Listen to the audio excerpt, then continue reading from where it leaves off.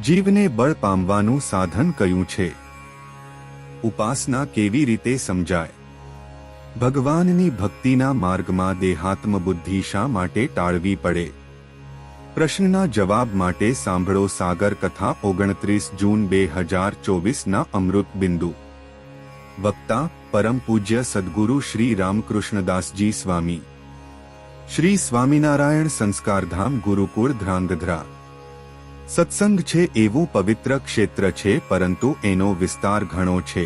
જેમ ગાયનું શરીર આખું પવિત્ર કહેવાય, એના શિંગડા પૂંછડા કાન ચામડું બધું જ પવિત્ર ગણાય. પછી એ ગાયના શિંગડાને પૂંછડીને પકડી અને મોઢામાં લઈને ચૂસીએ તો દૂધ ના આવે. દૂધ ક્યાંથી આવે? દૂધ એના આંચળમાંથી આવે. એમ સત્સંગ છે એ ગાયના શરીર જેવો પવિત્ર છે, પણ મહારાજની મૂર્તિનું સુખરૂપ દૂધ એ તો ગાયના આંચળની જગ્યાએ ભગવાનના સત્પુરુષ છે. એને વળગે તો દૂધનો સ્વાદ આવે, મહારાજની મૂર્તિનો સ્વાદ આવે. મોક્ષના દાતા તો પ્રગટ ભગવાનને પ્રગટ ભગવાનના સત્પુરુષ બે જ છે. ભગવાનના સત્પુરુષને વિશે એવી આત્મબુદ્ધિ કરવી અને એવી પ્રીતિ કરવી કે એનાથી આત્મા ક્યારે પણ અલગ ન થાય, ચાહે તે પરિસ્થિતિ હોય પણ ભગવાનના સંતનો આશ્રય ન છોડે. મુક્તાનંદ સ્વામી એવું લખ્યું કે શૂળી ઉપર શયન કરાવે તોય સાધુને સંગે રહીએ. જેને ભગવાન સિવાય બીજી કોઈ વાસના ન હોય અને પોતાને બ્રહ્મરૂપ માનીને ભગવાનની ભક્તિ કરતો હોય તેને એકાંતિક ભક્ત કહેવાય.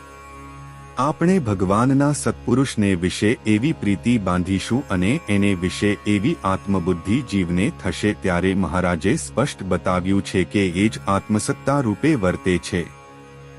એને જ નિર્વિકલ્પ સ્થિતિ કહેવાય. એને જ તદાત્મકપણું કહેવાય. આ સિવાય બીજો કોઈ રસ્તો એટલો સુગમ નથી ભગવાનને પામવાનો.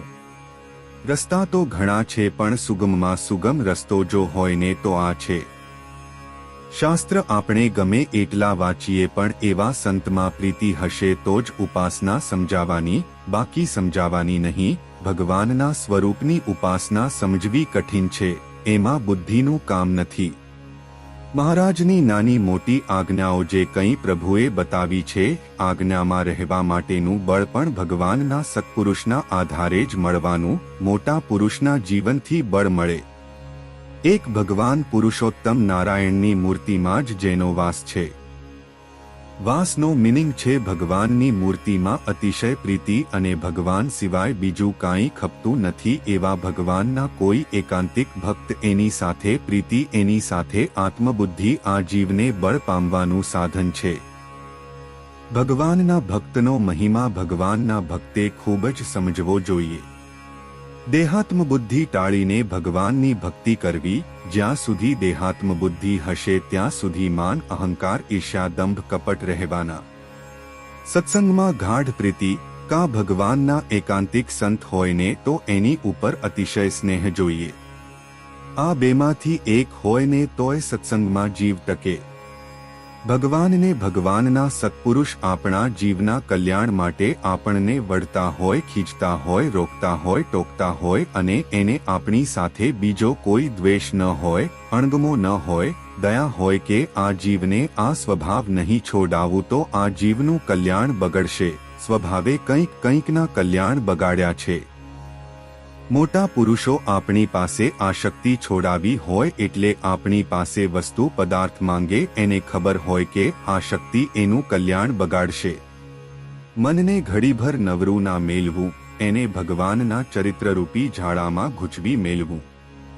ભગવાનના ચરિત્ર ભાવથી ગાય અને સાંભળે તો એના કારણ શરીરમાં રહેલી વાસના બળીને ખાખ થઈ જાય અને આત્મા શુદ્ધ થઈ જાય અને પરમાત્માને પામી જાય છે. ભગવાનની મૂર્તિનો સાક્ષાત્કાર થઈ જાય. એના માટે ભગવાન ચરિત્રો ભક્તના કલ્યાણ માટે કરે છે.